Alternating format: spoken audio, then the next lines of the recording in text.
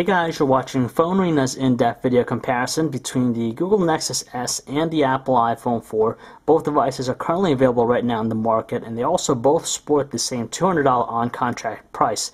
So if you're interested in buying either handset for someone this holiday season or for yourself, we'll just check these two out, see how they perform against one another, and see which is the better device between the two. On one side, the Google Nexus S was recently launched, and it has available support for T-Mobile's 3G bands. It has some interesting features such as the gorgeous Super AMOLED display and an NFC chip inside of it, while the Apple iPhone 4, in our countless new video comparisons, is still pretty much a very well-rounded device, very fluid operating system. On top of that, has some killer hardware. So if you're interested in either checking out both these handsets, just watch our comparison, and you'll see for yourself which is the right one for you.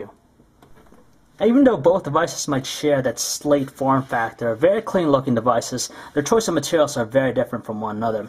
On one hand, the Apple iPhone 4 utilizes the glass-like material in the front and back, which is sandwiched together with the stainless steel brush band, which does give it a little bit more premium feel in the hand, and on top of that, a sense of durability versus the all-plastic construction of the Google Nexus S, which does tend to attract a lot of fingerprints and smudges, and also more prone to scratching, and it's very evident in just the few days we've been using it. Luckily, though, it does sport an interesting design with the contour display, which gives it a little bit of curve to it, and its choice of materials does make the handset a little bit lighter than the Apple iPhone 4. They're both very streamlined. The iPhone 4 measures in at 0.37 inches thick, and the Google Nexus S measures in at 0.43 inches thick. But between the two, we'd have to hand it to the iPhone 4. It just has a little bit more striking design over the Google Nexus S.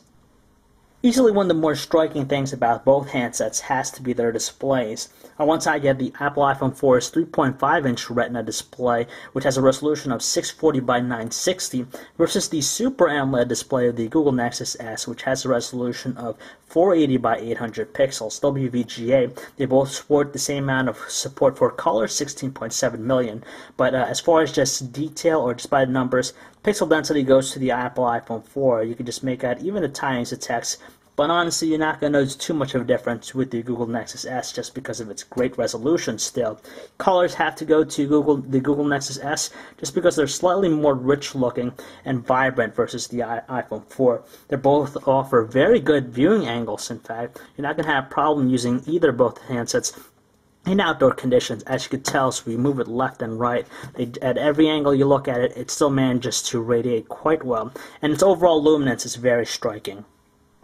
Now, the one complaint that we have about the Google Nexus S is the buttons on the front, the capacitive buttons. As you can tell, if it's turned off, you really can't see. Even when you turn on the handset, it's very difficult to make them out versus the easily and more distinguishable single button of the iPhone 4. On the left side of both phones, you're going to find their volume rockers, which are more than distinguishable to the finger. With the iPhone 4, it's separated by two buttons, volume up, volume down, versus the single one on the Google Nexus S. Luckily, they're very pronounced and easily pressed with a tactile response. The iPhone 4 also includes a switch to put it in vibrate mode. Between the two phones, we prefer the dedicated power button of the Apple iPhone 4 just because it's located on the top side of the phone, and it is a little bit more springy and distinguishable to the finger versus the Google Nexus S, which is found on the right side of the phone. Both handsets sport 3.5mm headset jacks. On the iPhone 4 is on the top edge, while it's found on the bottom edge on the Google Nexus S, alongside with the micro USB port for charging, where on the iPhone 4, its proprietary port is found on the bottom edge. Additionally, both handsets sport front-facing VGA cameras, 0.3 megapixel ones right in the front, alongside next to the earpieces.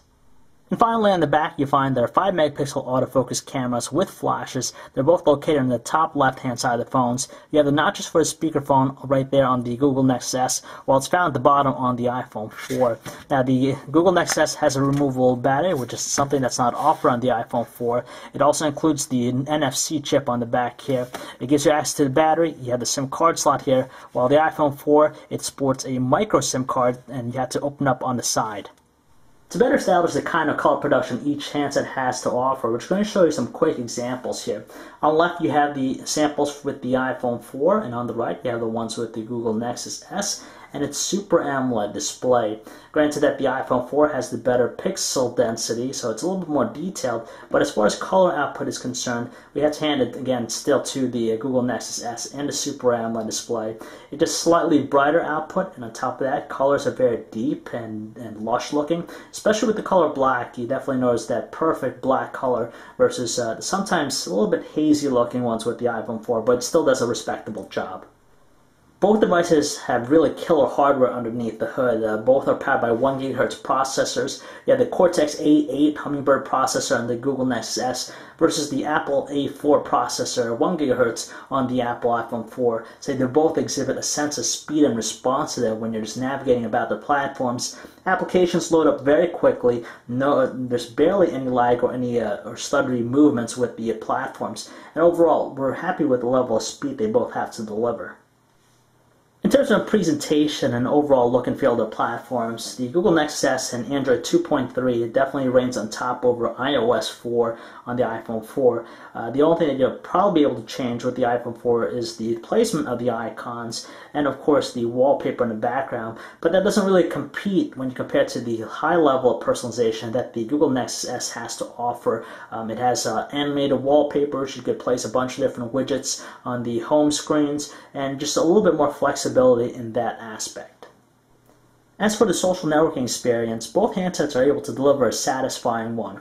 Now, once you download the specific apps like Facebook or even Twitter, it's going to give you a really nice experience. You could even sync over your contacts from those respective accounts to your address book in your phone. So when you go to the Contacts app, you'll be able to view the latest updates of your friends.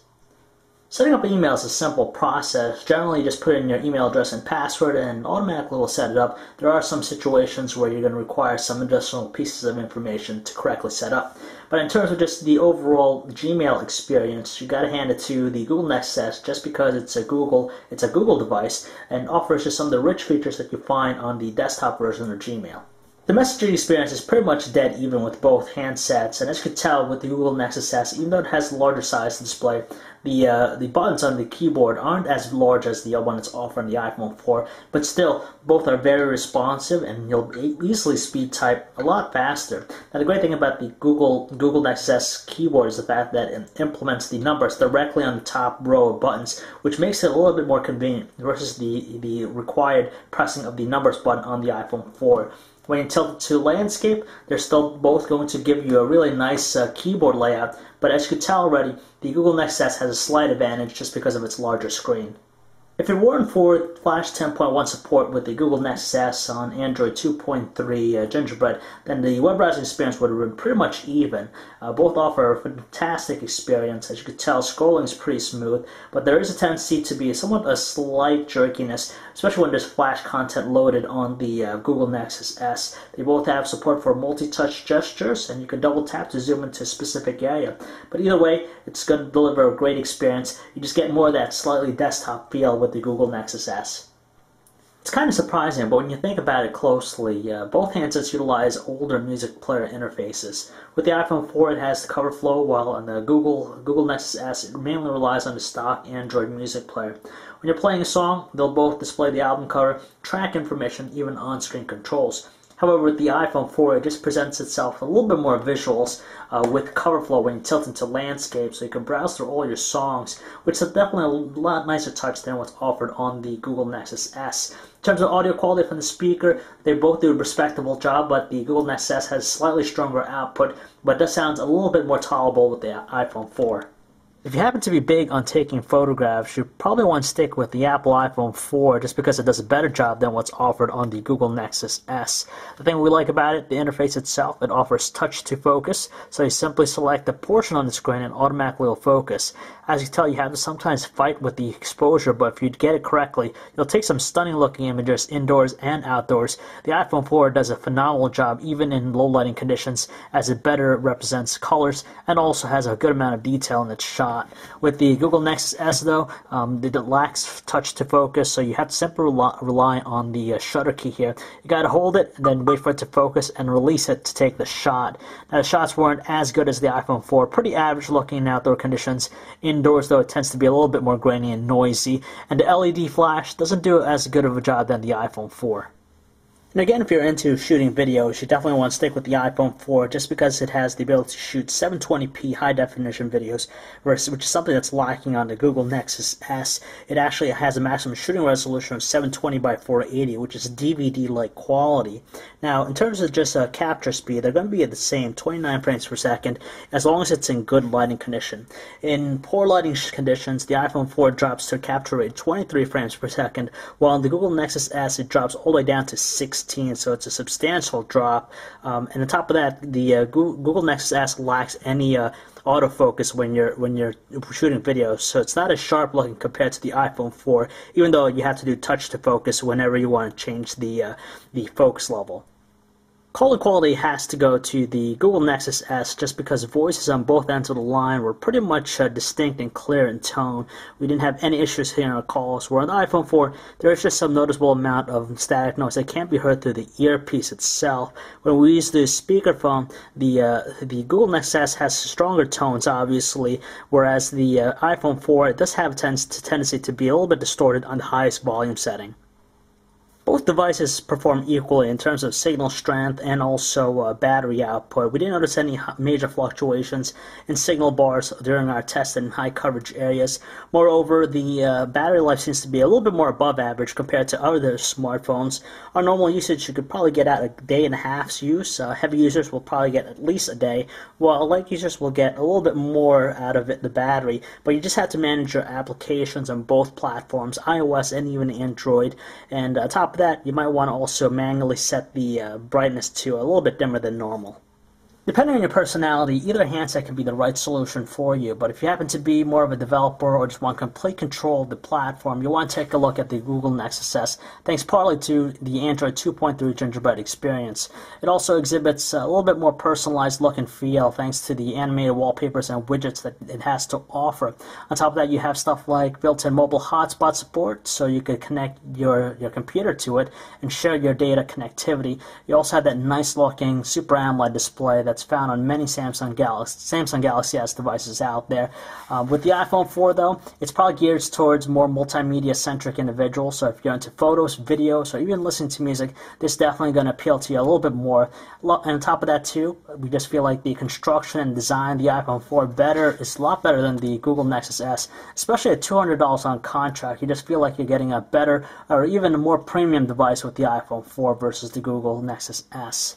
But in any event, they both exhibit a really great platform experience. They'll both get the latest and greatest in updates, so you're not going to have to worry. But in terms of just a broad sense of appeal, we'd probably say that the iPhone 4 will have that just slightly more than the Google Nexus S. So if you'd like to learn more about both handsets or for the latest cell phone reviews, news specs, or information, you could check us out at phonearena.com.